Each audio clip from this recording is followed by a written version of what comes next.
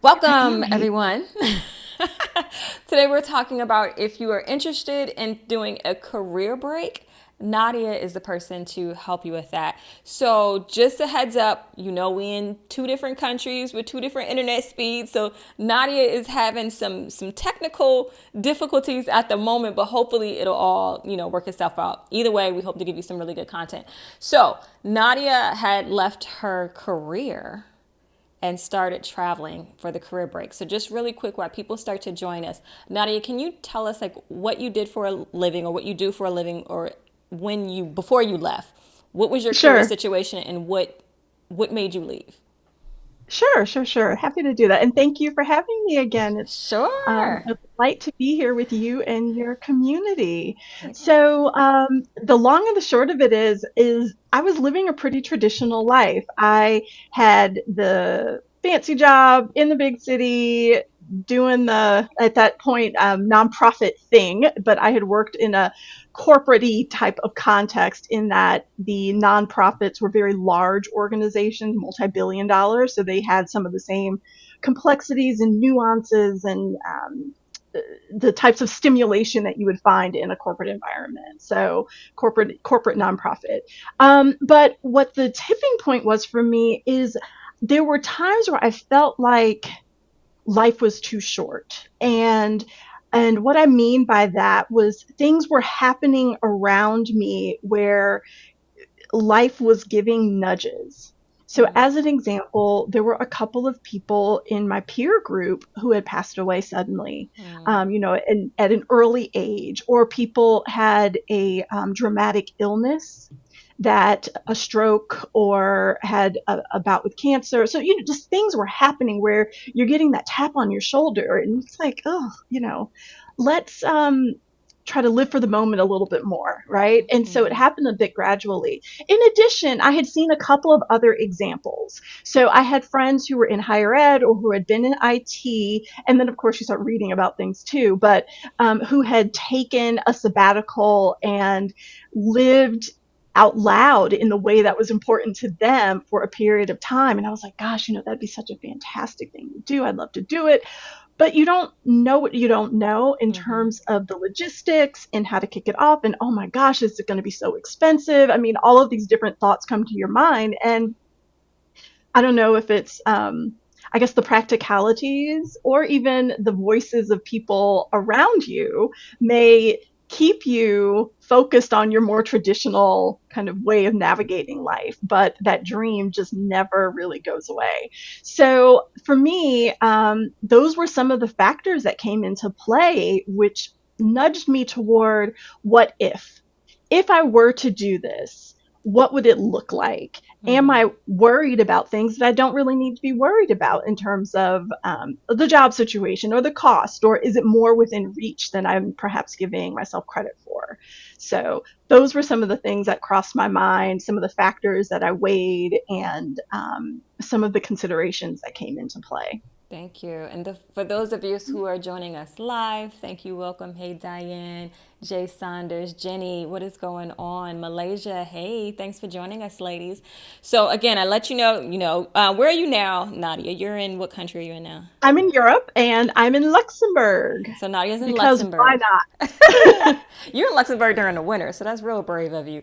So we are on two different countries. We're doing this live, so don't worry about the camera feed. Nadia is going to give you some great information. So just if you could overlook that, we're going to get into it. So Nadia, when you decided to take a career break, you talked about why you did it, but what was the first step that you prepared for? And just before you answer that, today we're talking about how to do it responsibly. Okay, so we know, as far as careers, we are in a completely or going into a completely different economic climate than we were in when Nadia started. So if you could talk about what you did and then maybe some things which you may add to it as your first step, considering the economic climate we're getting to go into. Sure. I think the very first thing I did was I gave myself permission. And what I mean by that is, I think it ties to mindset. I think it ties to dreaming and using your imagination. And I think as adults, especially if we've been on the grind and we've had those voices in our ears for years and years about check the boxes about life. This is what adulting looks like. We don't play as much. And I allowed myself to dream and imagine and perhaps play with the idea of, well, what could it look like? What would I do if I was able to take a break? And so I think that was the start because I started to get excited about the possibility.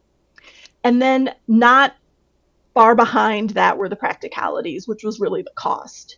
And what resources did it take? What were the logistics? What are any special considerations? Walking through those, that was the second part. So it was really those two things working hand in hand. But I tell you, when I got really clear on the first part, the dream, like what is this dream?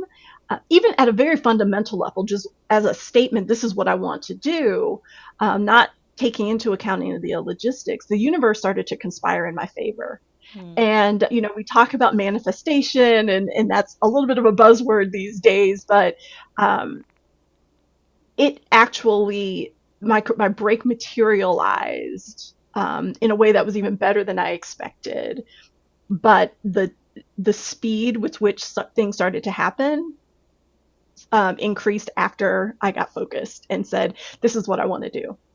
So And then the universe rose to the can I? So occasion. can I? I'm gonna dig a little bit deeper. And again, if you're just now joining us, Nadia's gonna break in kind of what her first steps were. So we have, look, Monique says, "I am ready for a career break." I'm sure everybody ready for a break from their career, right? So tangibly, if someone's Sure. interested in doing that career break, and they said, "Okay, this is what I want to do," how on earth do you even budget for something? Like, did you know how much it was going to cost? Did you already plan the countries you were going to do first? Like, how did you even start with figuring that out? Yeah. So I found that this break pushed me in ways that were uncomfortable. And what I mean by that is I did not plan super rigidly around the activities I would do. However, when it came to the numbers and the budget, I did absolutely hands down have a framework and some numbers that I needed to work within. I would not recommend that anyone just take a break without giving any thought to those details because you have a life that you've probably been living, which may involve a car, a house, furniture, X number of years of items that you've acquired over time. And you want to do something with it. Health insurance, especially if you have chronic conditions or you Mm-hmm. have, or if you're of a certain age. Mm-hmm. Um, those are things that you really, really need to take into account. And it's not that it's not a deterrent, but it's more that if you're not doing option A through the path of your employer paying for your health insurance, then what's your alternative, right? So some of it's just exploring alternatives that are different from what you've been doing all along, right? And so it stretches your mind to think a bit differently and to uh, envision alternatives to what you've long known. Okay, so I'm gonna tug at you a little bit, Nadia. I want you to be Yeah. specific. So Oh, yeah. The numbers. yes, talk about the numbers. Sure. Sure. Sure. Sure. Yes. So I think what I did was I did research and I found a range out there. And I found people who were doing it completely on a shoestring to people who were definitely much more luxurious in their experience. And where I landed when it came to my number is I think one piece that to take into account that easily gets overlooked is you're not necessarily replicating your existing life, Right. right? So things could be shockingly low or they could Right. be shockingly high, Right. right? And so what I did when I was putting kind of my sketch together is I considered what type of accommodation I wanted, what kind of experience I wanted, and where I wanted to go, roughly. Now, did And you those not, you started didn't work at giving me, all? Did you not work at all this whole time? Did you save the whole time prior, or did you take clients here and there? yeah, so the second piece of that is the homework I did was the understanding what the ranges were that were out there, and then looking at my typical expenses and what might be applicable. And then I also utilize my resources. So what I mean by that, I guess I use resources a lot. I mentioned using your resources in our last conversation, but I did partner with my financial planner Okay. to look at um, what are the risks, how would this impact my retirement, what is my target number, all of that. And so when I say look at your resources, especially if you have if your employer provides a financial benefit, whether it be your retirement or something like that, there is expertise within that group that can help you and answer some of these questions, right? You may already engage with a financial planner, and that person can offer some insight and perhaps help you with the budget or help you understand some risks or help you account for things that you're not typically that you wouldn't necessarily know to account for, and maybe even do some projections, the impact of you not if you're going dollars over your break, you need to have this much in savings or you need to have this much put aside for the break, right? So those are all things that I don't feel like people talk about as much, but utilization of some of those resources and that expertise that's already available that you're perhaps already paying for is probably the first place I would go in order to get some insight about life events or some type of big purchase, if you will, and how that could impact your finances.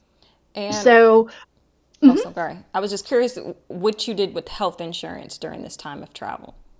Yeah, I actually did. I keep two insurance policies. I continue to utilize health insurance through the marketplace in the US. I have a probably not a Cadillac plan. I have a more basic plan because I just think it's risky for someone to not have health insurance if they're in the US. And I also keep a travel insurance policy. And I, hands down, do not recommend that someone travel without it. As an example, the other day I tripped.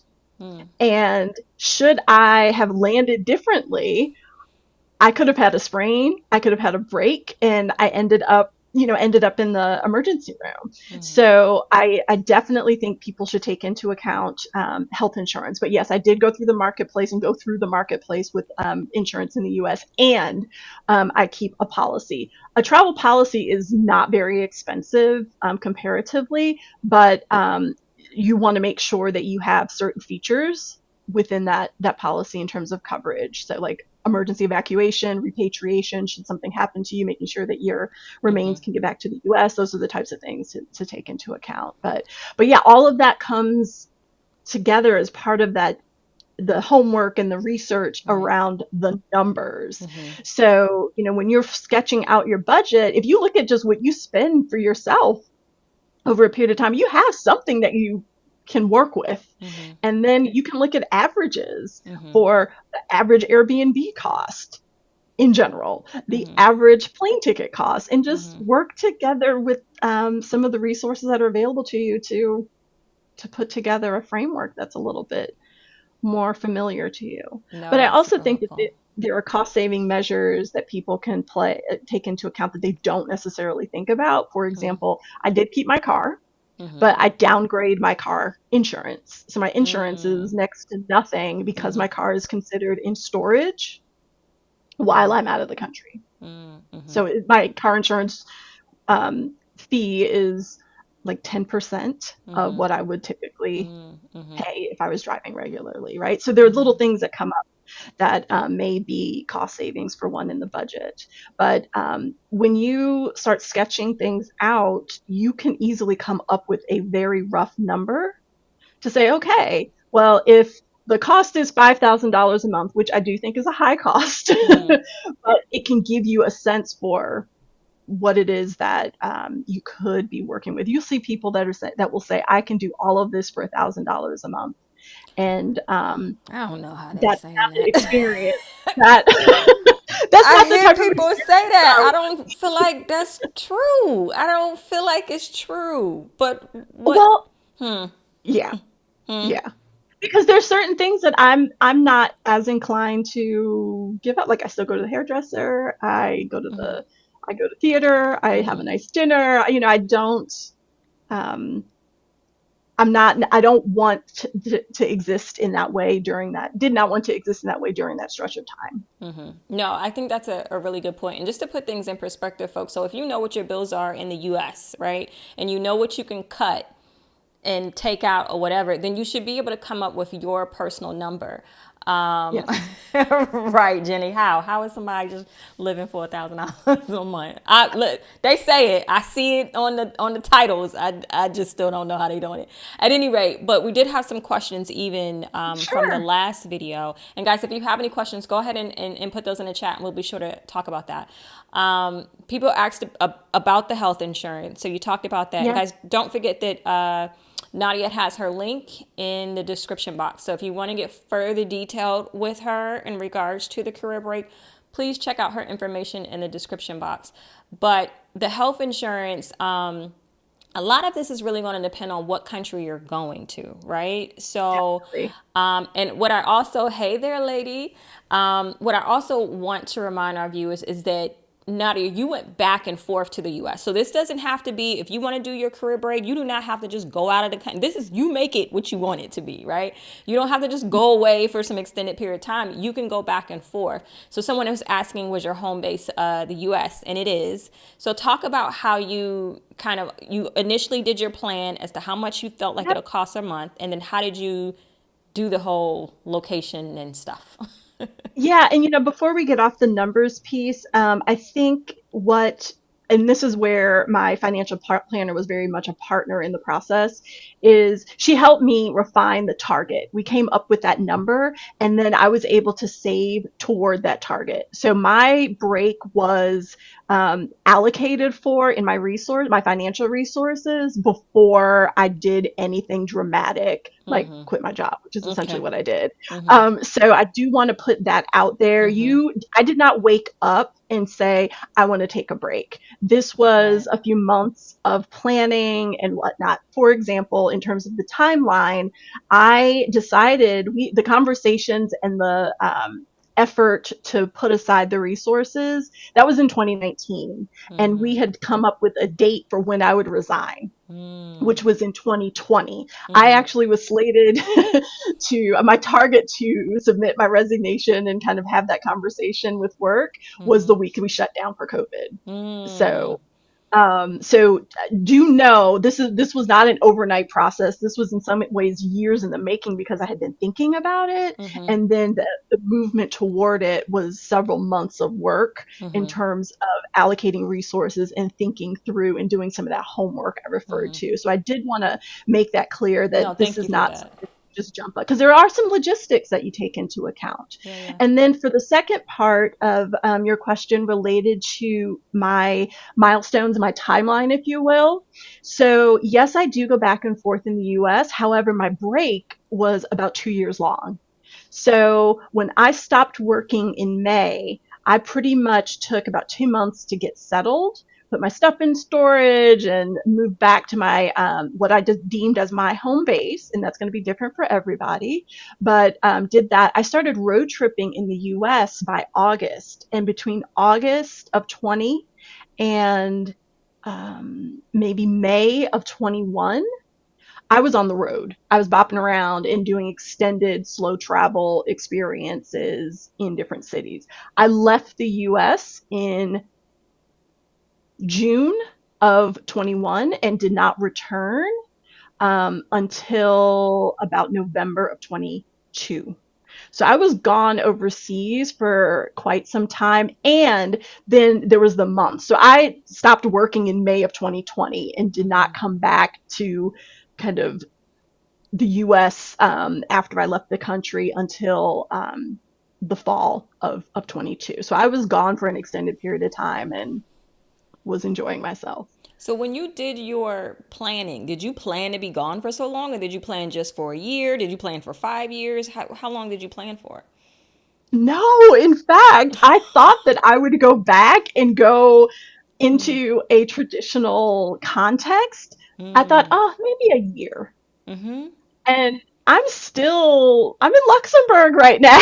mm-hmm, mm-hmm, So what happened was, which I think we need to leave room for the unexpected, because mm-hmm, I fully expected that I would go back and that I would slip back into a traditional environment after I had rested and refreshed and mm-hmm, explored and mm-hmm, um, and then what happened was life happened in a very good way, in that I was able to create a life for myself where I have the best of both worlds, where mm-hmm, I am able to continue to sustain myself and travel. mm-hmm. So I left the US in September, and I've been traveling since. And then I'll go back maybe in the next month or two. Once I returned in the fall of 22, I stayed for several months because there were life events happening, family events happening. There was medical stuff I wanted to deal with, just life. Right. And then I left again in the spring and was gone for a few months and then came back. So that's the rhythm that I like right now, where I go for stretches and then go home for stretches and then kind of keep up with that rhythm. But So, before, when I was on my break, I was gone. so how do you, if you were only planning on leaving for a year, and you only Yeah. plan with your financial advisor to only leave for a year, how did you extend things? Did you start picking up contracts? Did you freelance? What did you do to make sure that you can continue to have this lifestyle? Yeah. So one is um, initially my spend wasn't what I thought. So when we Mm, put the budget together, I was under budget. mm-hmm, So my dollars stretched longer. And I think the fear, my one of my biggest fears, and I think this is a fear for a lot of people, that they're gonna run out of money. mm-hmm. Right. Then And you some you run out do. of money and you They have don't no plan, job. some do, some have. So that's why I You keep know, asking so we can give all this information. yeah, yeah, yeah, totally understand. So I think there were some savings measures that just in some cases just happened. Mm-hmm. But I also, your housing is probably going to be your biggest cost. Right. And you start thinking a little differently when you are confronted with a constant, like, oh, these hotel bills are adding up, and I don't want to, the points are cool, but I don't want to keep, Mm-hmm. spending, depending on the city too. You go to a city like London and Girl. your hotel bill is off the meter. But then you go to Morocco, Mm-hmm. and if you're in Marrakesh, your hotel bill is much more palatable, right? Mm-hmm. Mm-hmm. So you do see those extremes depending on where you are geographically. But a, a function of me experiencing some of these higher costs was like, okay, let's think a little differently here. So when I travel, I do different things. So I would sometimes rent an apartment. Mm-hmm. Um, and I will sometimes stay at a hotel. I will, and my ideal is an apart hotel, which is like Mm-hmm. a I love almost like an those. extended Yeah. stay, which we don't have as many of those in the U.S. No, we But in don't. some They are people great. necessarily know to search for them, but they're great. It has a kitchenette, so it's in Mm-hmm. many cases like a studio apartment. Mm-hmm. And then sometimes I house sit. So Mm-hmm. it really will be varied based on what's available in the community, as well as kind of a mood I'm in, you Mm-hmm. know. Mm-hmm. Um, and the geography. So sometimes in a more isolated area, you may not have as many hotels. You may only be able to find housing in like a private, not necessarily a private home, but like an apartment building, a private apartment type of situation. So Mm-hmm. think differently about your accommodations. And I would imagine your audience is global too, so they um, could also look at things like a workaway Mm-hmm. situation, Mm-hmm. or sometimes which is like a work exchange type of Mm-hmm. program, or Mm-hmm. sometimes a volunteer. Mm-hmm. Um, schematic where you are volunteering with a program or an organization, and there might be housing included. Now, I haven't done those myself, but I know that people do leverage those types of Mm-hmm. experiences Mm-hmm. to save costs, have a different, to add some texture to their journey, and of course, to achieve, some of their personal objectives. No, that's a good point. It was actually before I moved to Portugal, I was considering a work away. I thought it would really help me get the language quicker. I didn't end up Hmm. doing it. Oh, I found something. Yeah, I got here and fell in love when I first got here. So that's probably what changed my whole situation. See how they do it? Yukota. I hope I said that correctly. Hey, how are you doing? Jason has a question. Before we do on the question, if you're just now joining us, Nadia basically said that the reason to kind of make her jump out there is, she had some friends that had, passed away prematurely. And ironically enough, that was really my reason also for leaving. I was like, I don't know how long I'm gonna be here, so let me just try. And if it Yeah. didn't work, okay, the worst that could happen is that I could go back home, right? So I think it's interesting that once you put it out there and make it conscious, you'll start working your life accordingly to make what you want happen. It just has to be in the forefront. You know what I mean? Like sometimes you have so many other things happening that it's not in the forefront, so you're not arranging your life to make it happen. But once you put it in front of you, it works out. And it is Yeah. substantially cheaper to travel when you are out of the US. I know you may see the tickets from the US to a destination and it's expensive. But once you get to said destination, once you get tickets and stuff, traveling outside of the US is incredibly reasonable. Yeah. And to that point, there was, and something I want to emphasize, because this was probably the biggest game changer in my experience, was speed. Meaning I took time. I was not in a hurry. And that meant that I could take a train and have a long train journey, or I could take a bus. And depending on the country, it's easier to do one or the other. So, as an example, I spent 3 months in Turkey, and Turkey does not have an Amtrak or like a countrywide rail system. You either take the bus, and people have overnight buses, or you get on a plane. And sometimes the cost is so much cheaper to do a bus versus a plane. You opt for that, but you also get to see more of the country. And so, since I had time, I was able to do things leisurely, and so that turned out to be a cost savings for me, Yeah, in yeah, in yeah, yeah, an unexpected cost savings. yeah, yeah, yeah. Yeah, if you can So plan the stuff in, time, that was so yeah, important. yeah. If you can plan stuff a little bit ahead of time, a lot of the tickets to for bus, train, or whatever are so reasonable. So Miss Yeah. Spencer says, I'm going on a couple of cruises out the country and I'll be traveling abroad. Should I get travel insurance for the year? Is there a travel insurance that covers both? So last Mhm. week you made a very clear distinction between travel insurance and travel health insurance, right? Like if Yeah. you can get your money back if you're on a trip versus if something happens to you. So can we brush on both of those topics because I'm not sure which one she meant here.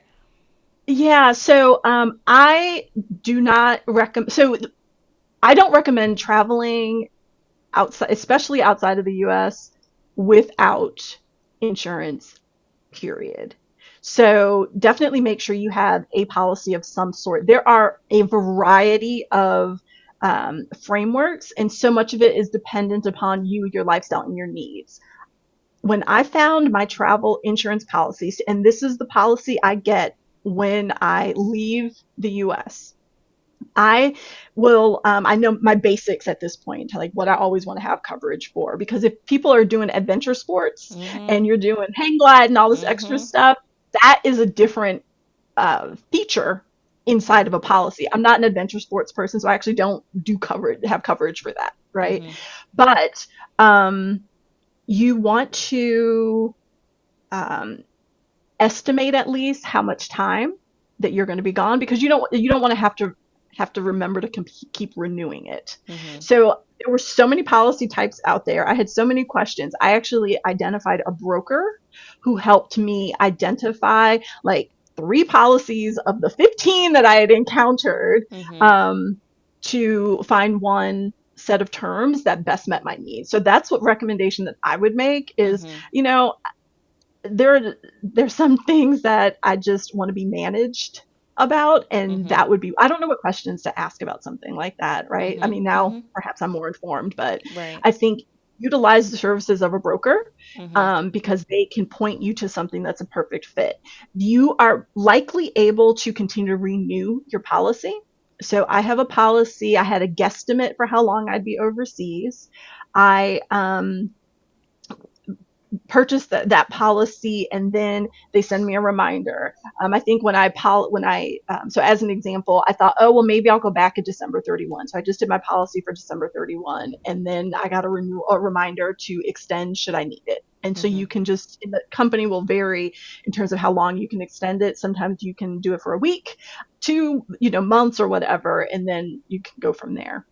And that's a good important thing. So, Jay Saunders, I'm not sure if you're planning on, if it's just those trips, then you can probably just get a short insurance policy, travel insurance policy for that, and probably health, and a broker would be great for that. If you were doing extended stay, like let's say you're in Europe in a while, depending on what country in Europe, insurance, particularly health insurance, can be a little bit different. In some countries in Europe, it is free. In other countries, like in Portugal, it's not free. It's very reasonable, but it's not free. So Yeah. just kind of knowing that based on the country that you choose can make things different. But no country, far as I know, is paying to have you expatriate if something happens to you. Far as I know, I don't No. feel like any country is paying for that.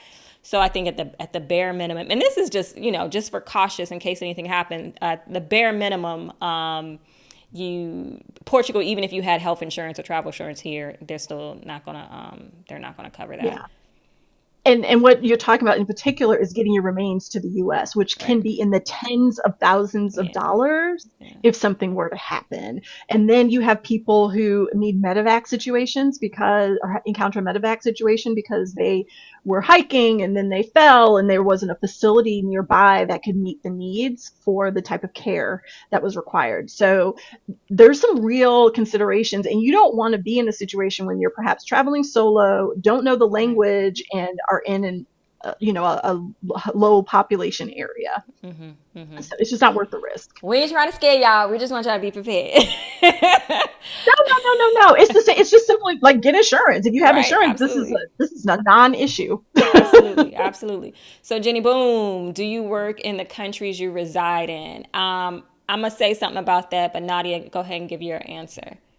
No, Okay. no, I And do not. It gets way yes. complicated, and you don't do it. And Yes. I I do consult. So I work with individuals like you guys around solo travel and taking nomad living and breaks and things of that sort. So I do that for sure.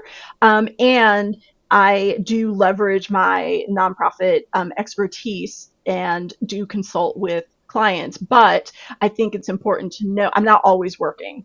So there are some considerations. So it may be a couple of months at a time. It may be only when I'm in the US. It may have a project really quick. So it really does, understanding the requirements as it relates to work is something important, especially if you are a full-time employee somewhere. So that is something to look into for sure. Yeah, and let me just add to that really quickly. So, if you're taking a career break and you are still an employee, you probably can't work in another country. Like your company is not going to be down. Like if you're taking a sabbatical, your company knows they're allowing you to take this break, whether they're compensating you or not.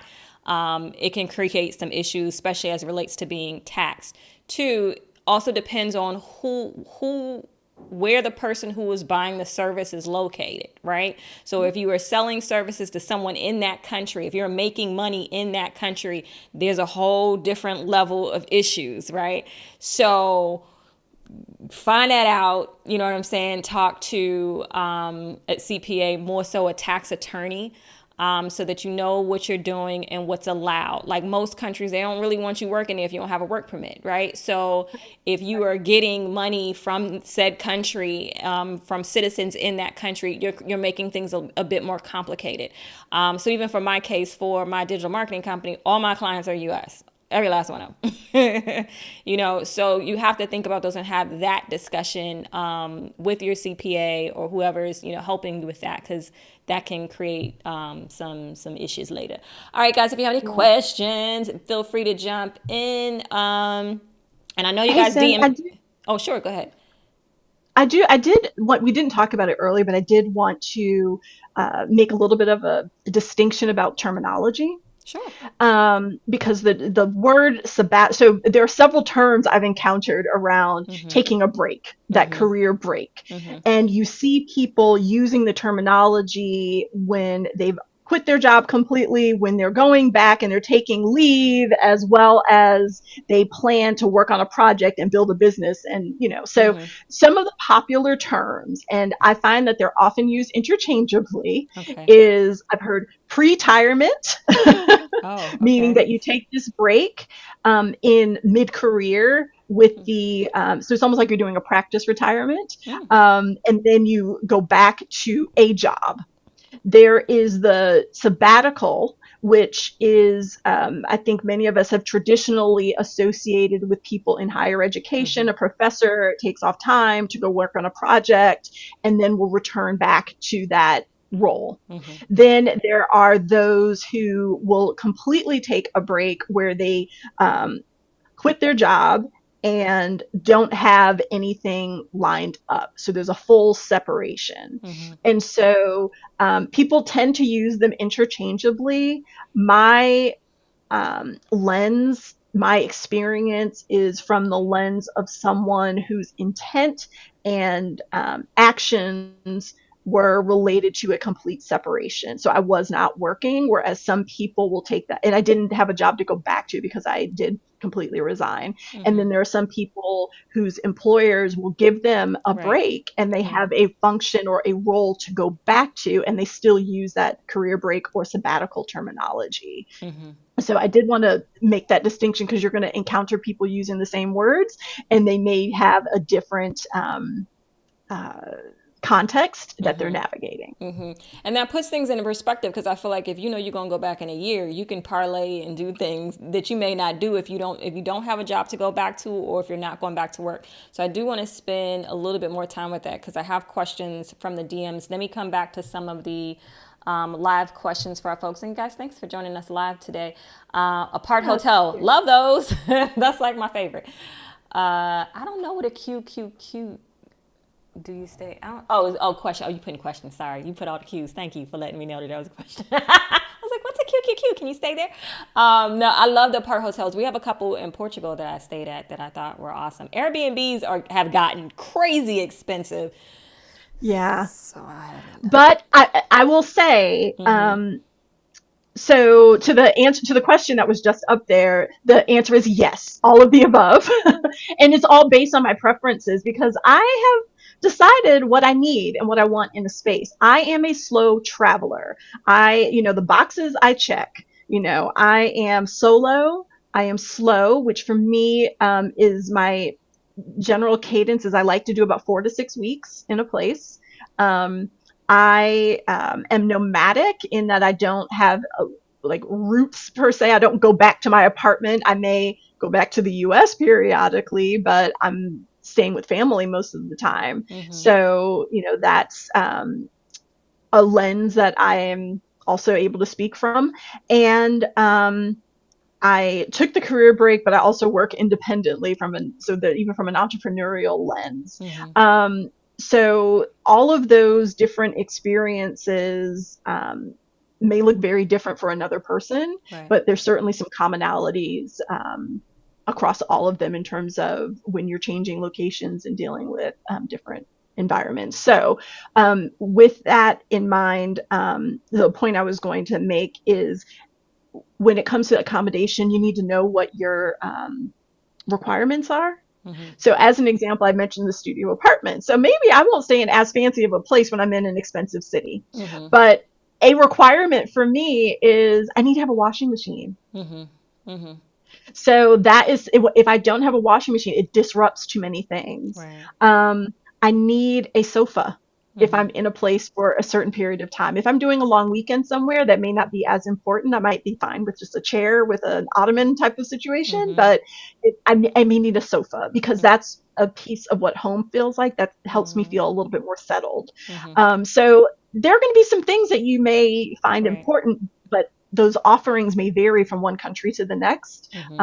I found that in so like Berlin, for example, when I stayed in Berlin, it was very common to just have a table and chair, but no like bench near the bed or some of those other kind of Mm-hmm. home goods type of comforts did not were not as present in accommodations. Mm-hmm. So, And Luxembourg's pretty pricey. How has been the accommodations been in Luxembourg?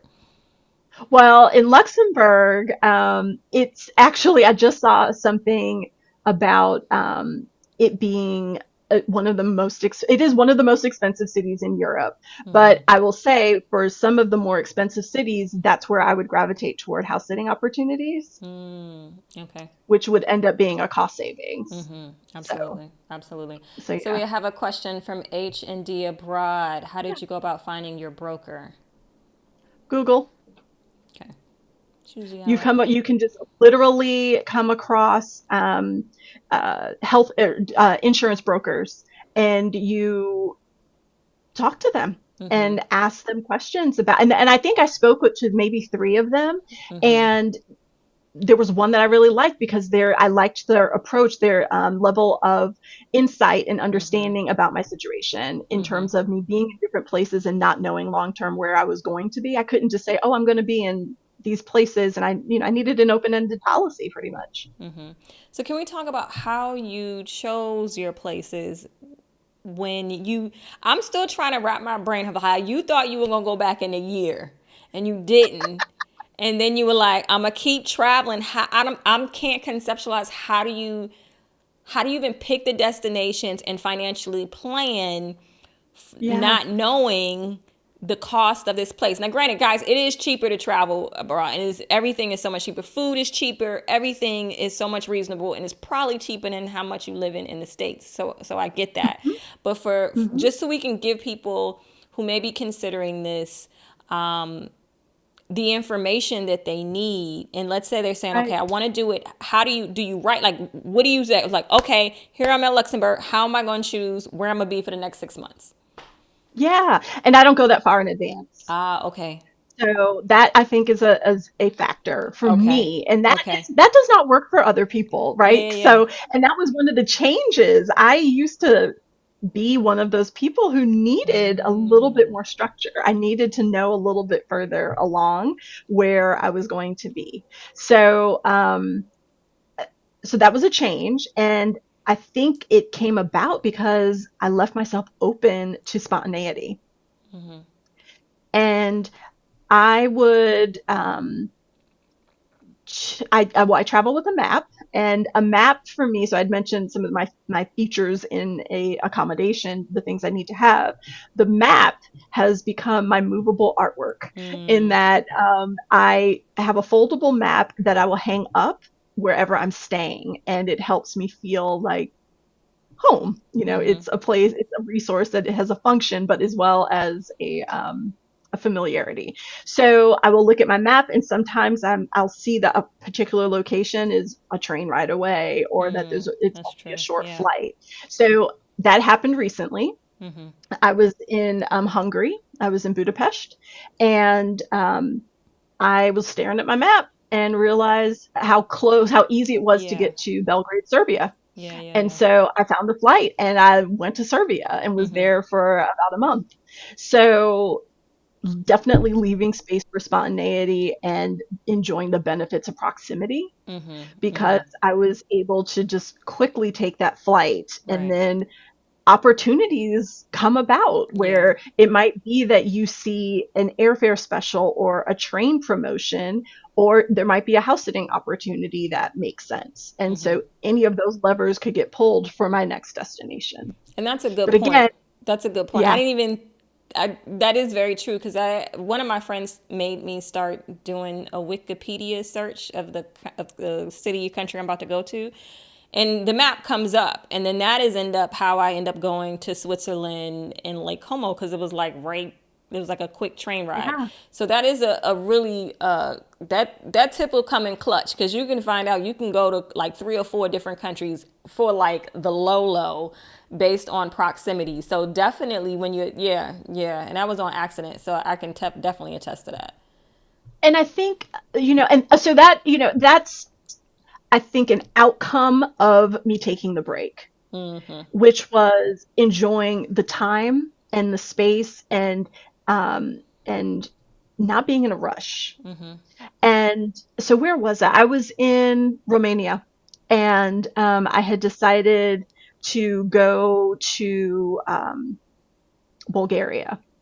And I decided, okay, I'll fly one way and then I'll take the train back. Wasn't the greatest idea, but I had the time. I wasn't pressed and was able to enjoy the experience. And at least if it wasn't enjoyable, it was memorable. But Those moments. that's another story for another day.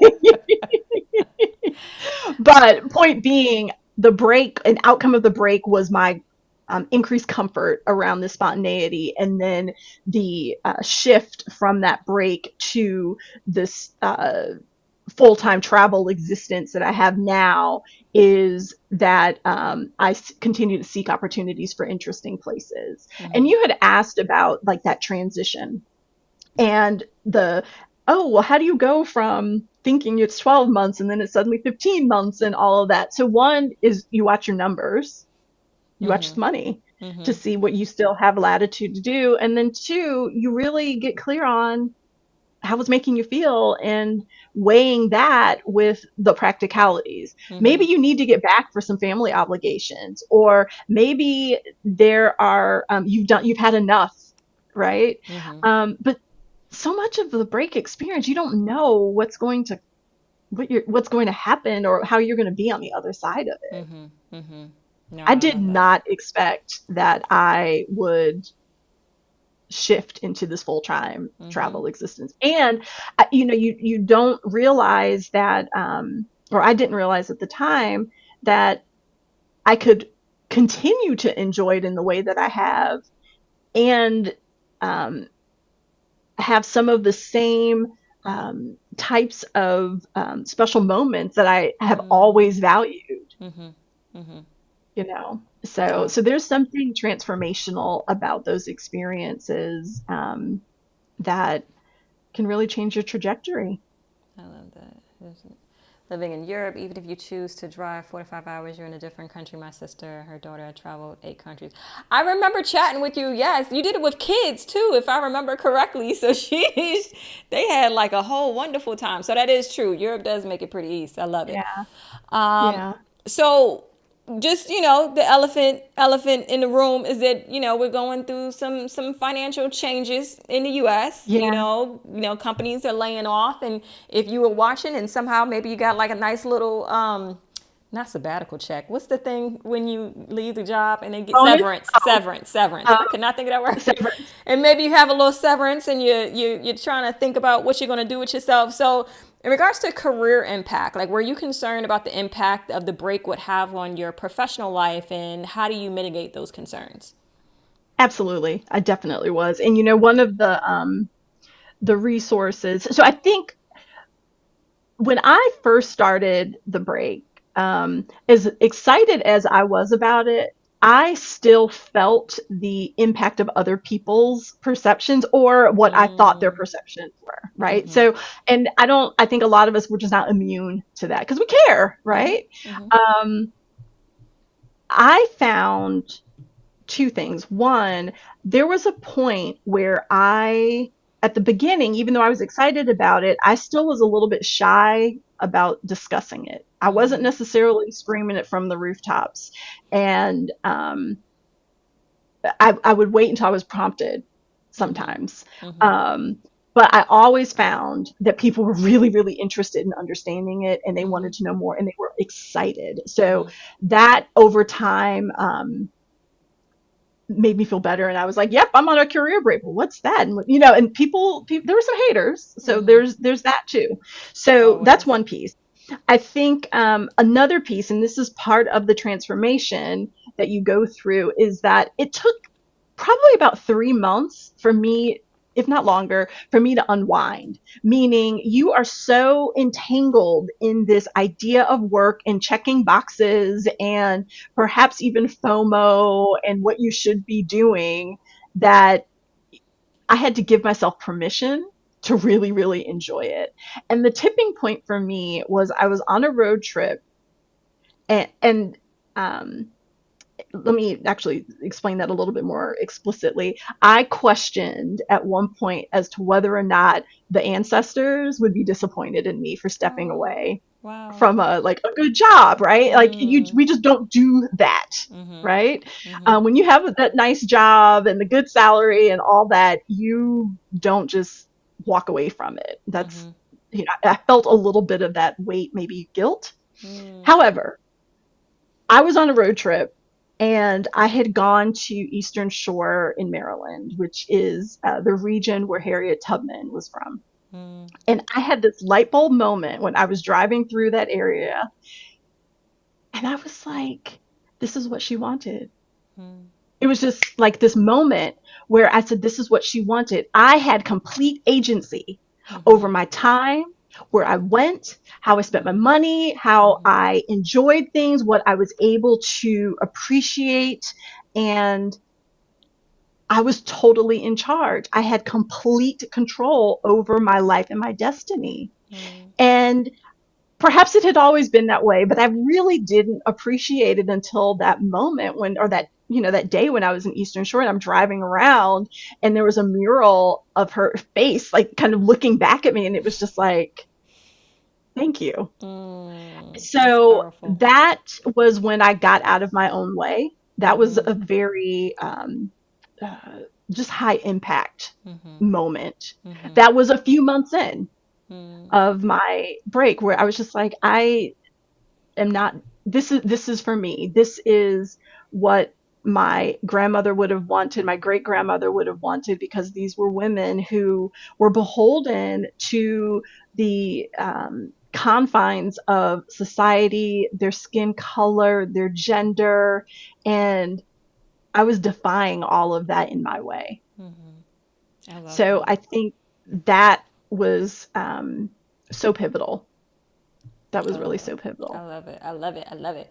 Okay, LLO is asking, is there anywhere you would not return? Just one and done. Hmm. I have returned. So I like every place that I've gone for different reasons. I can't say that there's no place I wouldn't go back to. There were certainly Me places I too. just didn't love. I do go back to places. But again, I'm a slow traveler. I also will think that I'll have a different type of experience, or I get to know the place even better. I've even on the last time we spoke, Sin, I mentioned London. London's an easy reset spot Mm-hmm. for immigration reasons, as well as familiarity. But Mm-hmm. there's a history there that I appreciate, and I really, I've spent a lot of time in Europe, though I have also spent time in North Africa. But one of the things I like to do, and this also ties to the Harriet Tubman notion, is that I try to seek out um, experiences that will connect me to the voices we don't hear as loud, the underrepresented Mm. voices. And so that typically is women and people of Mm-hmm. color, if not black people. Black, I usually try to find a black experience, Mm-hmm. but I also recognize that there are a lot of us within that sphere. And it's not going to be as easy to find a black experience in Mm-hmm. Bucharest, Mm-hmm. know, Mm-hmm. but I can find a black experience in the UK. And Mm-hmm. I could there's a exhibit I've actually gone to a couple of times because I wanted to learn more about and dig deeper. But they talk about the Bank of England, and it's called Slavery at the Bank, which Mm-hmm. talks about the history of how the bank came. like its involvement in slave trade, Mm-hmm. as well as how it actually came to own plantations. Mm. Mm. Interesting. So you get a depth that you don't, because of time and speed and enjoying things slowly, that you don't necessarily have when you're breezing through a Mm-hmm. location. Mm-hmm. Mm-hmm. I just encountered a gentleman, a black man, who is an architect, who is telling the story of what of certain structures, buildings, apartment buildings, what may be known as social housing in London, to have that narrative and the people who were part of that narrative bring visibility to them. On Mm-hmm. top of the fact that he's a black architect. Mm-hmm. So I'm probably going to hit some of those neighborhoods on my next trip because he's opened my eyes to them and gives so much more texture to Mm-hmm. the city. Mm-hmm. Mm-hmm. So I've tried to find that in every location. Mm-hmm. Mm-hmm. I love that.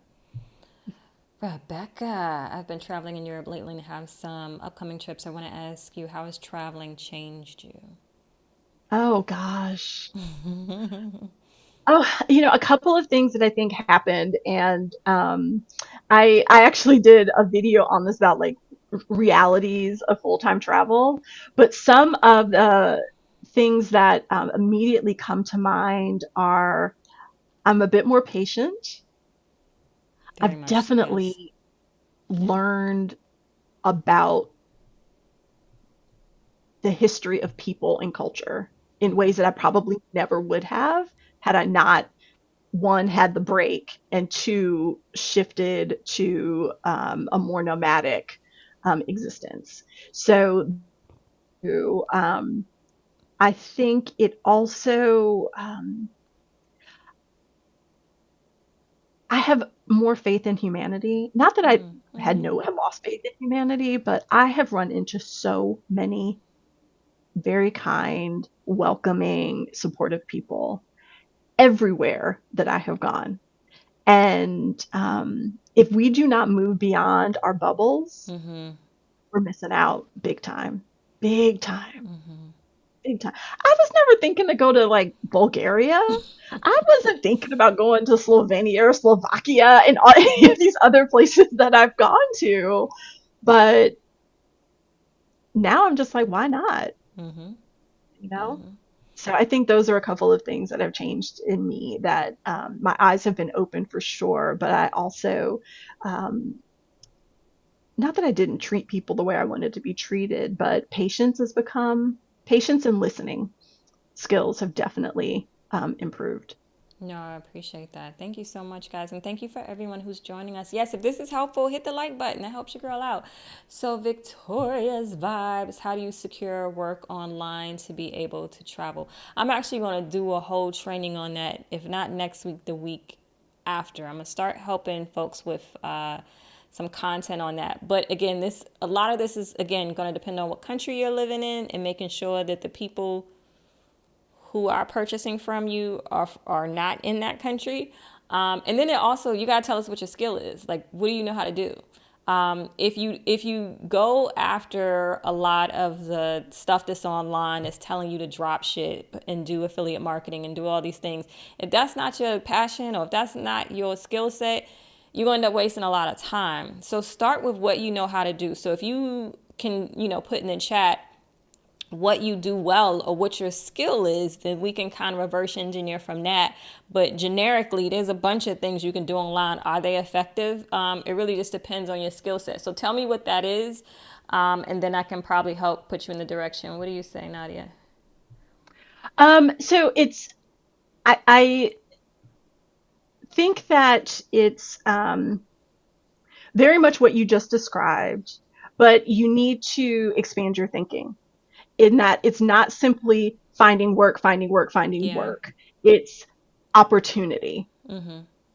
So that can look like so many different things. But it, what I end up doing is I leverage 20 plus years of Mm-hmm. knowledge, management Mm-hmm. knowledge, right? Mm-hmm. So to Sin's point, where you are utilizing the skills that you have, go down that path. Rocket. Yeah, It'll yeah, be yeah. much more enjoyable. It'll be much more intellectually stimulating, and you'll offer your services will be more effective to that individual. And I know that's probably an oversimplistic way of stating it, but that's really what it comes down to, because you may go and purchase all these different packages and subscribe to all these different newsletters and things, this, that, and the other, but you're going to end up going back to a personal assessment and figuring out what it is that you are really good at, and you're going to just save yourself the pain. Yeah. All right. And I So what is, oh, oh, go so ahead, go ahead, go Sam. ahead, hon. Go ahead. I'm sorry. No, I was just going to say, so that resource that I had mentioned, that you had mentioned, is in the chat. Mm-hmm. One of the things it helps you do is there's some questions that you should ask before you take a big leap, right? Whether it be that you're going on a solo trip, or that you're deciding to take a career break, or that you want to do a full on sabbatical, you need to know your why. Mm-hmm. And that requires some thought, some quiet time, and really sitting with yourself to pinpoint what it is that you want to get out of it. One of my I will go as far as to say it's a pet peeve, because I know my reaction when I see it, is people seem to be running. They're like, I hate my boss, I need a sabbatical. I don't like my job, I need a sabbatical. Or I Mm-hmm. need a career break because I'm not progressing, or something Mm-hmm. like that. Mm-hmm. And not to say that those aren't valid Mm-hmm. pain points. You need to be clear on this, Speak on on, it. you can't, don't rest in the misery, Yeah. right? Don't flee the pain. Mm-hmm. Sometimes it requires taking that mirror and Mm-hmm. looking at yourself and Mm-hmm. saying, okay, what is it that I actually want to do? Yeah. Where is there misalignment? Mm-hmm. And how could a break help me achieve that alignment? How Mm-hmm. could a solo trip help me achieve some of that alignment? Whether Mm-hmm. it be a personal goal or a professional goal, a skill that you're trying to Mm-hmm. develop, all of those can be outcomes Mm-hmm. of that type of experience. But don't center such a especially if you're doing a sabbatical, which is, or a career break, where you're like selling your house or quitting your job or something, and you haven't given thought to that. So I give Mm-hmm. you like 3 questions to help you get readiness in Mm-hmm. mind. Mm-hmm. But I can't emphasize that enough, because that is such the dominant theme of folks talking about sabbaticals, because they're fun, hands down, they're fantastic. Right. But Right. um, you want to make sure that your head's in the right place and your heart's in Absolutely. the right place Absolutely. before you embark upon that, because these travel experiences can be very transformation and positive, but they could have some highs and lows to them too. Absolutely. And that's not what you see on social media. Social media is No. not showing you, they're showing you the highs, they're not showing the lows. So I just, that's why I'm always giving these disclaimers. Everybody's sick of me. But I mean, this is why. And so, real quick, Yeah. you want to get good at something, whatever that is, get exceptionally good at something, and then let everybody know that you're good at it. Okay. So if Yeah. you are the type of person who's saying, oh, I don't have a skill, then go get one, like right now, get two. I mean, even as things are evolving with just technology and AI, if you don't get online and tell people that you do the thing you're saying you're doing, no one's going to be able to find you. And so Yeah. if you truly want an online digital type of life, you have to share with the online community so that people can find you. And these ain't even for the employees. Oh, I lost my whole earpiece. Even for the folks who plan on being employees. Just to give you a quick example, let's say you want to be a chef and you are showing all the things you've been doing in regards to, not chef, but pastry, let's say pastry chef. And you're showing with the community, with the world, all the stuff you're doing, even when you're learning, okay, and you're progressing and you're doing that and you're developing a community. When it's time for you to get a job and there's you, and let's say you build this whole following versus somebody else who's the same pastry chef and you both are trying to be this for the hotel, they may pick you just based off of the audience that you've created, and you've archived your whole process. So Hmm. building out loud, particularly if you want a remote life, is going to be critical, but you got to be good at something. And Yes. it's like drop shipping and affiliate marketing, all that stuff is great, but you need an audience for that. You can sign up Yeah. with an affiliate program, but if don't nobody know, if you don't have an audience, the affiliate program is not going to make you money. Yeah. So you want to think about what is it, and right now with tech, I mean AI is brand new. So if you want to get into it right now, you could still beat the curve. So whatever it is you want to do, get good at something, and then let everybody know that you're good at it. That's the short answer for what I'm end up teaching next week.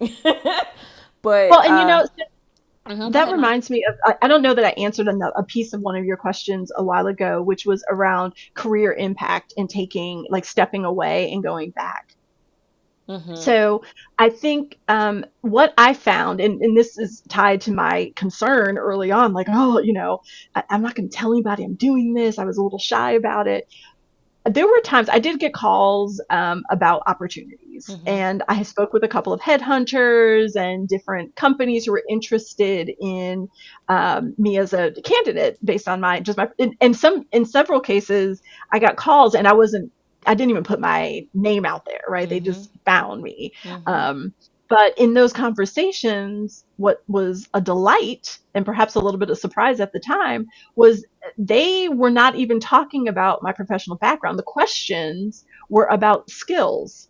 They were interested in the break, but what they were intrigued by the skills I had to apply because there's resilience, there is self sufficiency, there is innovation, there is, of course, handling the unexpected, making a way sometimes out of no way, improvisation, like some of those skills, critical thinking, problem solving, all of that you're just doing and practicing every single day when you're solo traveling or on a break because you just encourage, the simple fact that you took such a big leap is an indicator of skills that are really relevant in the modern workplace. Because if you go and look at um, reports on the where managers feel like there's skill deficits, some of it is life skills, some of it is some of the like people aren't thinking critically in a workplace, or they can't pivot, or they can't adjust. And all of that is really relevant, especially to what you were just describing in terms of building a new skill set. You need to be Right. nimble. If you have not worked in tech and you're trying to carve a way for yourself by cultivating skills around AI, there is some openness, some willingness to try and fail that comes with that. And you do that on a day-to-day basis when you are coloring outside the lines by taking a break. I love that. I love that. Strong. Harriet Tubman said that she could have freed a lot more if she could have convinced them that they were actually enslaved. This conversation is similar to that because we're so conditioned. Absolutely. Absolutely. Yeah, that's she. I just, oh, that light bulb moment, I tell you, Nadia, is there when I saw that anything mural. you would have done differently as far as your career break and slow travel? Ooh, I probably would have done it sooner. It proved, or at least taken a break sooner. There were so many reservations I had that prevented me from, because when I mentioned that I decided to do it in 2019 and start planning for it, that wasn't the first time I had given thought to doing it. But my logic mind was like, oh, you can't do this. It'll cause too many problems. It's going to be too expensive. All these other notions got in the way of me actually moving forward with it. But when it comes down to it, it happened at the right time, and it probably is a more informed and intentional experience simply because of life skills and life experience that I have now that I wouldn't have had 10 or 15 years prior to taking the break. I mean, I've been doing the, I've been, I kicked off this journey actively in 2020. So I'm going on, several years in. I would never have thought that I would do something like this. I love it. Jay Saunders Spencer wants to know how many pieces of luggage do you travel Ah, that's a good question. So I have one large suitcase and a backpack. And I'm not team carry on. It's not that I'm opposed to it. It's just I got stuff, um, and I want to. This goes back to the question about how have I changed. I've become much more casual in my dress, Yeah. I look um, homeless most of the time. and I had a hard time dressing initially Hmm. because I was so accustomed to wearing business attire. So comfort attire was not something I felt like I really dressed well with. So that's something I've gotten better at, in putting outfits together and keeping myself, I don't know, maybe casual but refined in, or sophisticated casual. I don't know how you would Hmm. describe it, but I didn't want to be super casual and wear jeans and sneakers all the time because it just doesn't feel like. I needed shoes. I needed a pair of trousers every once in a while. I needed dresses, and trying to figure out my wardrobe. There were times where it was a bit challenging, but I also, because I'm living as opposed to being on vacation, a Hmm. lot of there Right. weren't a lot of clothes that really catered to what I needed in terms of quality. So I felt like there were moments that I was replacing things a lot. Yeah, Europeans always say they can tell, they can spot Americans because they always dress so casually and like active wear when they're not being active. I'm like, yeah, Yeah, that's pretty and true. that's not a thing. Right? And I wasn't one who would wear a lot of activewear out of the house anyway, but that will make you stand out for sure. And you get different prices. Hmm. Hmm. So, how did you manage to balance your desire for career progression with the urge to Yeah. travel? Any advice you have for the people listening who may struggle with that balance? Some random bug. Yeah. So I think I realize that my case is not the norm, right? Hmm. People do take career breaks. It's not something that people have never done. There's definitely some angst around it because how will I explain it to an employer and Hmm. all of that, right? So I think I often refer to baby steps and thinking about what small steps can be taken here or there in order to get comfortable to take that longer break, right? So maybe you aim for a sabbatical that's 3 months. Hmm. That's not very disruptive Right. in one's life, right? You Right. can do that. It's like maternity leave for a lot Hmm. of people, Hmm. or surgery, extended surgery leave. You can work with that. You could work with it a month. You could work with it for a few weeks, right? So that's one piece of it. But then, as it relates to the career progression, I think there is an opportunity to incorporate the break and its experience in your narrative. So going Hmm. back to what I was talking about with the application of life skills and resilience, that you never stop progressing Hmm. in terms of refining your skills. Now there may be some specific technical skills that you need to refresh on. If you've been even 10 months outside of tech and you haven't remained plugged in, then that could, you may need to commit some time to learning and reskilling in certain areas. But for me, the consulting has been helpful because it's kept me aware of what's happening in my space. Hmm. I also try to be intentional about relationships. So as it relates to meeting people and making friends on my trips, there is an intentionality to keep some of those relationships warm, especially because I often go back to places. Hmm. So, for example, my next destination, I have 7 friends that I've made in this location that I'll be visiting with, right? So, and these are people I've met because I've gone there several different times, or Hmm. people that I have a phone call with, right? So that's an intentionality, but I think that same type of intentionality is relevant as it relates to your professional circle. Hmm. So Right.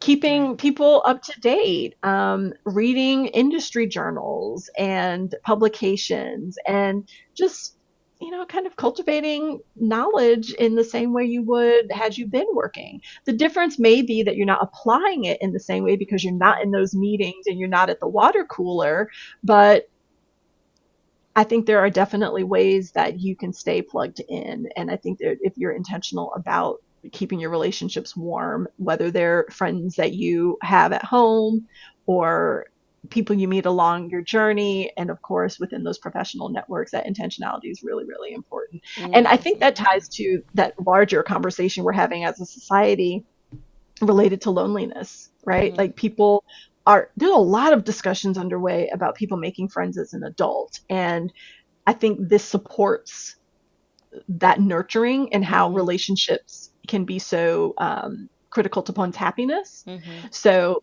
intentionality, it's universal when it comes to cultivating the relationships, and there's definitely this not maybe not the same depth or degree of commitment when it comes to staying on top of your industry, but I definitely think keeping a toe in the water, especially if you plan to go Right. back, is going Right. to be really important.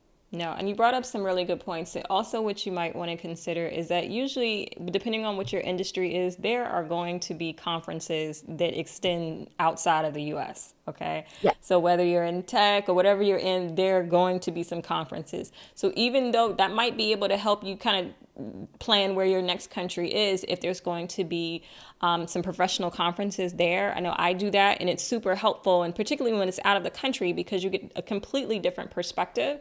And I think what's yes, important to understand from leaving the States is that a lot of other countries are more relationship driven, and if you are from the States, sometimes we're not as good as the relationship part in business. Although we think we may be, when comparing us to other countries, we kind of suck. So coming out of the US and experiencing that, it does make you better in regards to your relationships, whether it be platonic, but also your business relationships, because you're, instead of being the person trying to figure out how you can close this deal, you're trying to learn more about the customer. Like, do they have kids? And granted, we do that in sales anyway, but you like genuinely know and care, may have had dinner with them, may have, gone on. It's just a deeper relationship agreed. for a business that's outside of the US. And I think even getting that experience will completely change how people perceive you, even when you go back to the US. Because I've noticed, me being here for almost 5 years now, when I go back to the US, the experience of the relationships is so much more different because Europe changed me. Like, it Yeah. literally kind of changed me, and I'm grateful for that. Double T says, excited about the information you'll share. Yes, I'll do that next week. Spoiler alert, it's basically let's get a skill and let everybody know about it, but I will speak more about that next week. Okay, do we have any questions? I have two more on this side, and then we're gonna let Nadia head out because she is packing to get out of there. So, okay, let's see. How many young women or young men have you encountered in your travels who are outside the U.S., living their lives, building careers and life experiences? The word career implies older people. Uh, I mean, I think people are aware that, like, young people who don't have any huge bills can travel maybe a little bit easier than if you have a mortgage. So I think for me, it was important for me to talk about this career break, because I think when people hear travel or live abroad, they think of it as young people. They think it's only attainable for young people. And so that's why it was so important to talk about this career break. So, yes, I see a lot of young people, and there's a lot of colleges that offer things. And I feel like there's a lot in the world that markets to young people moving abroad or living abroad. But it's not as much information, in my opinion, for people who are in our age demographic, who already have a Yeah. career and feel brave enough to leave the career to go travel. Yes, I agree with that. I do think that the available resources definitely skew a little bit younger. However, which is why I think it's important for us to have this conversation, Absolutely. because when you're on, well, I'll just say on the other side of 35, um, there are some realities that come, like the healthcare is a big one. It was interesting that people had so many questions about healthcare because that is real, you Mm-hmm. know. So I think so. Even more looking beyond healthcare, I found that there was a gap between young people who are fresh out of university Mm-hmm. and retirees. And there was little information Yeah. for those of us who were in the middle. Yeah. And I'm living proof that you can do this. I am living proof that it can be done comfortably, that it doesn't require you to. Um, I don't necessarily want to have a backpack experience Mm-hmm. where I'm in a different hostel. I want peace. I want quiet. I want rest. I don't want to necessarily share spaces with other people. Um, and it can be done. I think it's use your imagination, Mm-hmm. really think about your why. And I hope that the worksheet, if you guys choose to download it, will get you thinking differently. Like, why is it that this is so important to you? Because that could be your guiding light for how you shape your experience.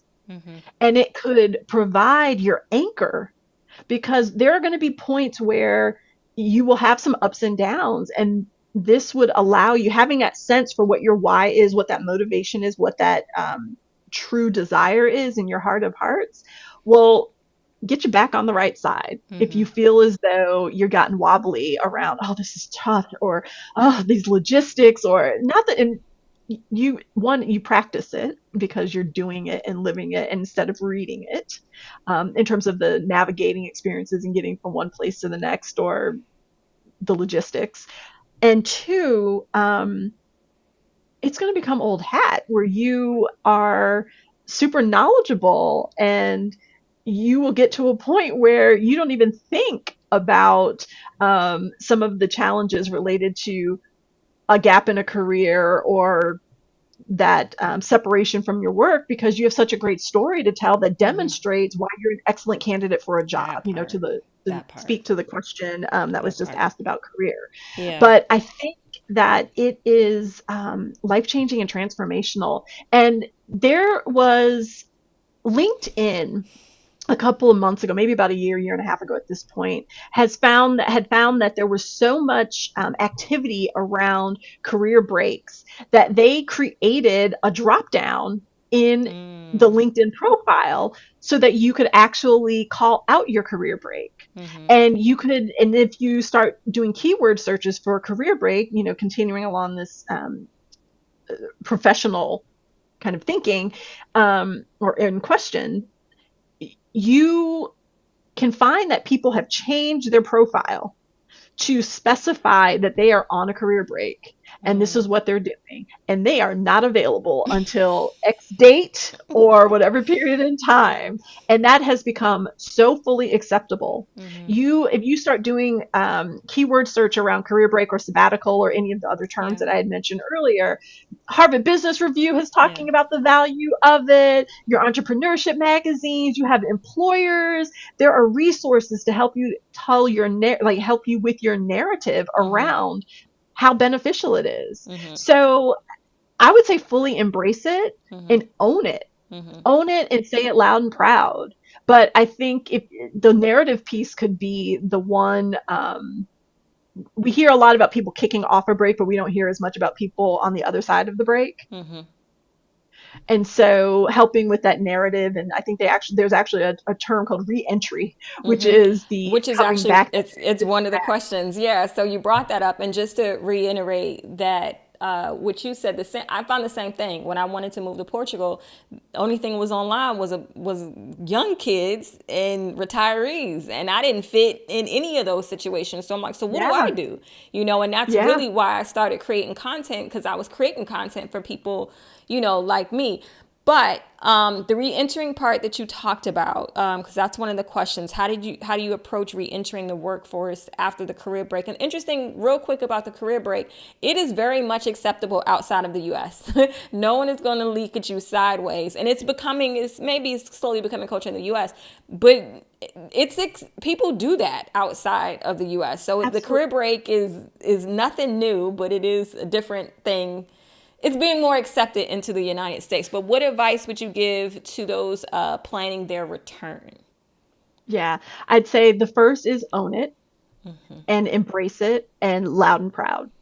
I think if you should become comfortable with your narrative and telling your story. People don't necessarily want to hear a bunch about the cool thing that you saw Right. in Right. turkey or this Right. experience that you had, at least in relation to a job context. You Mm-hmm. need to make sure that you tell the story of what you learned, how what skills you developed, how you're a better leader or whatever is relevant in that case, the same way you would highlight a project, a launch, or something that you did Absolutely. that in a traditional workplace that would demonstrate your skills. So I think making those parallels will Help you really re-enter. help No, I think with that's your really good. Just remember yep. what your story is going to be. You're selling yourself. And so in that, just talk about how those experiences, like how we just talked about a few seconds ago, how it's changed the way that you look at business. If you're going into sales, they would love to hear that.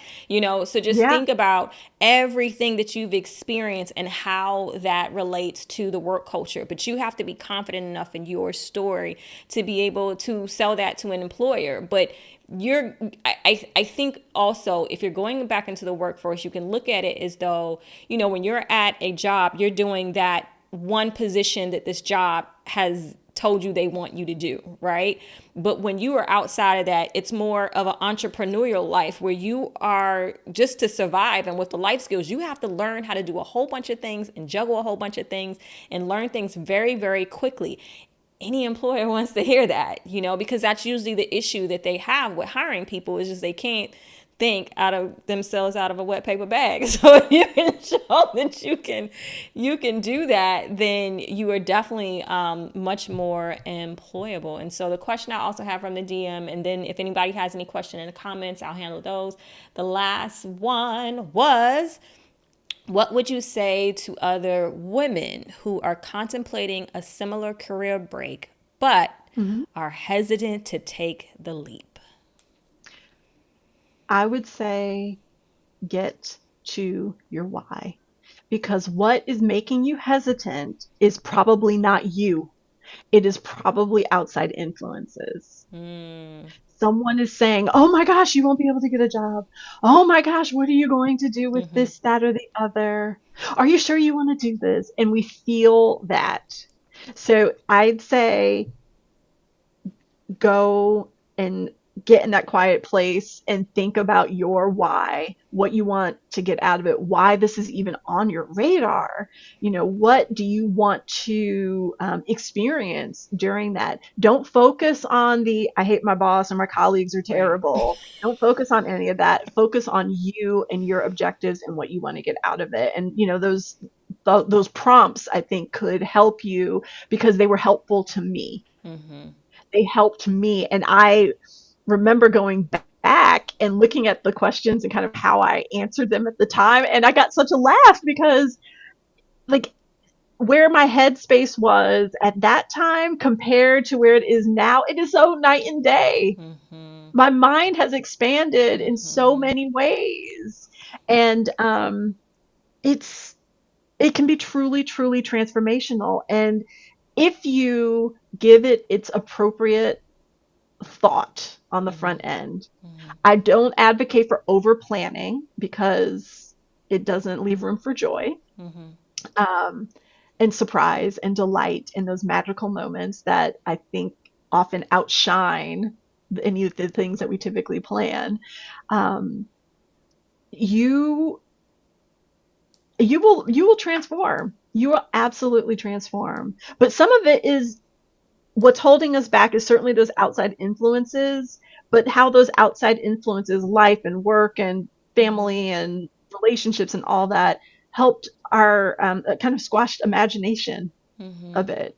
mm-hmm, You think about the kid who says, "Well, I want to be president and I want to be a ballerina and I want to have I want to be a firefighter." And we never tell them that there's something wrong with that, right? We mm-hmm, want to encourage them and we often do encourage them to live boldly in that way. And somewhere along our life journey toward adulthood, we don't support those big ideas in the same way. mm-hmm, And mm-hmm, this is the freedom to start thinking about those big, what do they call them? Hairy, audacious goals and mm-hmm, dreams. mm-hmm. Go there, go there. And that's going to tell you your why, your motivation, and that will be what you can continue to come back to as you plan and get excited and motivated, or even when you have a hiccup, Mm-hmm. it helps root you and ground you. Sometimes you That's what I just would gotta jump out there. Like absolutely. sometimes you have to. Now I'm not telling people don't plan and make sure your money right before you jump, but still jump. Yes. I'm saying over plan where you Right. have, I'm going Still to need to go here, plan. here, here, here, here. No, that's what I'm talking about, over planning. But definitely put a framework in place where you got a budget and you got some sense. Get your insurance, figure out how you're going to handle any of the things you need to do at home. If you have a property, work with someone to get it rented. If you Yes. have a Yeah. car, like there's some logistics and realities for, especially for an extended or an indefinite period of time. It may not be as much of a lift if you're doing 3 months, right? You don't necessarily need to sell your home if you're doing a 3 month break. Yeah, and But I think that's also a good point that you made. Like, it doesn't have to be 6 months. It doesn't have to be a year. It can be a month. You could take baby steps. Like, Nadia was here with us last week and talked about just some tips to do solo travel. Like, just start doing things, by yourself in your home country and then kind of branch from there. So this stuff is baby steps. And this is why you're going to end up being so different at the end of this because you're doing so many new things. You are changing your muscle memory to be able yes, to quickly be able to be resilient and jump and move. And if you're a person of color, I'm sure you've already had some resilience in your life. And then you may have just gotten, caught up with a job and that's just been all that you've seen. But listen, this changes who you are and it changes you in a way of like professional development, just yes, going through life in this new way. And so yeah. if you're gonna do, I feel like we need to have a vision. I was thinking about having a vision board party. Would you come if I do a virtual vision Oh, board party? absolutely. I actually was hoping somebody was doing a vision board party. So I will be your first Okay. registrant. Okay, so we're gonna do, it's gonna be, huh, what I were you was about going to to give say? you a quote Give me a that tied quote. to. Give me a quote. So there is a quote, and I couldn't remember it off the top of my head, so I just took a second to look it up really quick. But Ellen Johnson Sirleaf, one of her quotes is, "The size of your dreams must always exceed your current capacity to achieve them. If your dreams do not scare you, they are not big enough." Color outside the lines, people. I love it. I Color. love it. I love it. So we're gonna do a vision board party. I'm thinking somewhere around January 15th. So let me know, Nadia. You want to host it with me?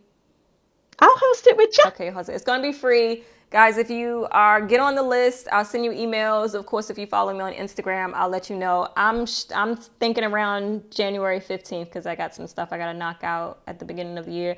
I will start giving you guys some Yay Vision with Diane. Diane, I feel like you came to one of. I haven't done a vision board party in a while, but I feel like we should totally do it.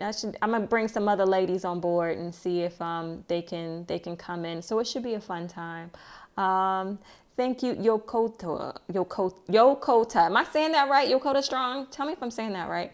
I'm so glad you guys liked it. Don't forget that Nadia has her contact information in the description box, so definitely connect with her. And we'll be doing a vision board party. Yay! So we'll see you guys again. I hope this was helpful, folks, because I know we need it, right? Like we need we need this kind of information and hearing from someone who has done it. I giving your flowers, Nadia. I've thought your travels over these years have been so exciting and so inspirational. So thanks for sharing it with the community. And yeah.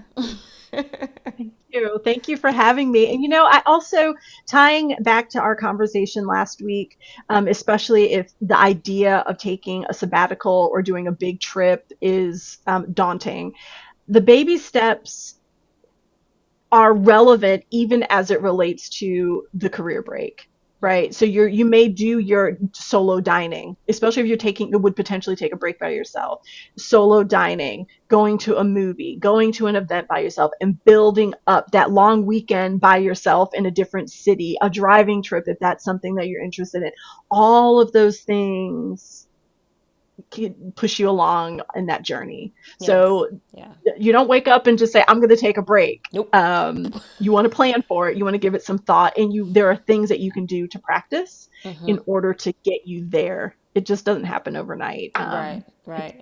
Especially if it's a very, very new A concept new for you. experience. And if you didn't see Nadia last week on solo travel, we gave some really great tips on that. So definitely check it out. I didn't put the link in the description, but you can go to the channel and find that. Just put Driven Spice and solo travel. It should pop up. But I think any tips, and we don't have any more questions, right? We're gonna let Nadia go. Oh, thank you so much. Oh, everybody's so nice. Everybody found this very, very helpful. I appreciate you, appreciate you, appreciate you. And if you have any additional questions, you guys know how to find Nadia. Her Instagram is right under her name, and her link is in the description box. So I'll see you guys. If I act right, I got some stuff coming out this weekend. If I don't, then I'll try to have it out next week. Appreciate you all. Thank you so much for the support. And until next time, ciao, ciao. Thank you so much for having me. I wish you guys well and Happy New Year. Happy New